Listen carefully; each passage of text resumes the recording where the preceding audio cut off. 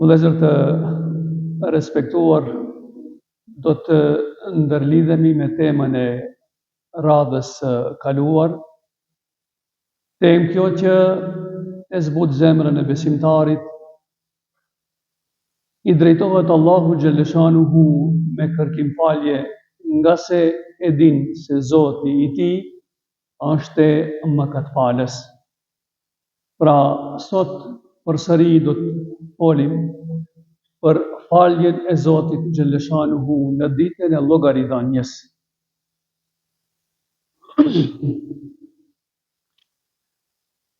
Nga mëshira e tij, nga falja e tij është se Zoti i madhruar i ka kursir 99 pjesë të faljes, mëshirës në ditën e Kiametit.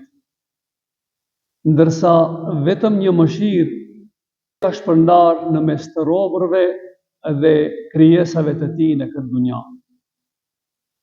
Robi kur do të shohë faljen e Zotit se sa është e madhe, do të habitet nga falja e madhe që lëshon Zoti Gjellëshanuhu në ditën e Kiametit. Që sillet me ti kështu i nderuar i vëlla, a nuk meriton që në mënyrë të sinqertë dhe me gjithë zemër ta adhurojmë këtë krijues, këtë Zot falës? A nuk meriton ky krijues që për hir të tij të ndalohemi nga mëkatet dhe gjinahet, për hir të tij ta ndalim gojën tonë e mos ftolim fjalë, përveç se fjalë të bukura, të mira, që e kënaqën Zotin dhe robërit e tij. E si është falja e Zotit Gjellëshanuhu në ditën e Kiametit? Na përshkruan i dashuri Allahu sallallahu alaihi wasallam në këtë hadis madhështor ku thot: qëndroj dikush nga ummeti im para Zotit ditën e Kiametit. Dhe Zoti i madhruar do të thot: i hapni regjistrat robit tim. Dhe kur i hapin regjistrat këtij njeriut, këtij muslimanit, regjistrat nuk janë një, i nderuar i vëlla, por janë 99 regjistrat të cilët e mbulojnë horizontin deri në qiell. Nga se veprat e tij kanë filluar të shkruhen prej momenti që ai ka hyrë në bilik e deri në përfundimin e botës së tij. E sheh ky njeri se regjistrat e veprave të tij janë të mbushura gati se të gjitha me mëkate dhe gjinahe. Dhe ky njeri kupton se ka ardhur dita që ky të jetë i shkatruar. Allahu i madhruar i drejtohet këtij robi duke i thënë: o robi im, a mos ke ndonjë justifikim, ndonjë arsyetim? Robi i thot: jo o Zot, nuk kam asnjë justifikim. Këto janë veprat e mia që unë i kam bërë në dunja. Allahu i drejtohet, thot: mos të ka bë ndonjë nga melekët e mi pa drejtësi? Me kanë këtë dunja, i nderuar i vëlla, ai njeri i cili ka pasuri të madhe, të gjithë advokatet e dunjas i mbledh vetëm e vetëm të shpëtoje nga veprat e keqe që e ka bërë. Por ky njeri tregohet i sinqert ndaj Allahut Gjellëshanuhu duke thënë: jo o Zoti im, të gjithë melekët janë paraqitur mirë me mua dhe i kanë regjistruar veprat ashtu siç kam vepruar unë në dunja. Allahu i drejtohet, thot: mos të kam bërë pa drejtësi une? Robi thot: jo o Zot, thot: por atë ka arritur mesazhi im, porosia ime, feja ime tek ti. Thot: po o Zot, më ka arritur, por fajet, gabimi është i imi.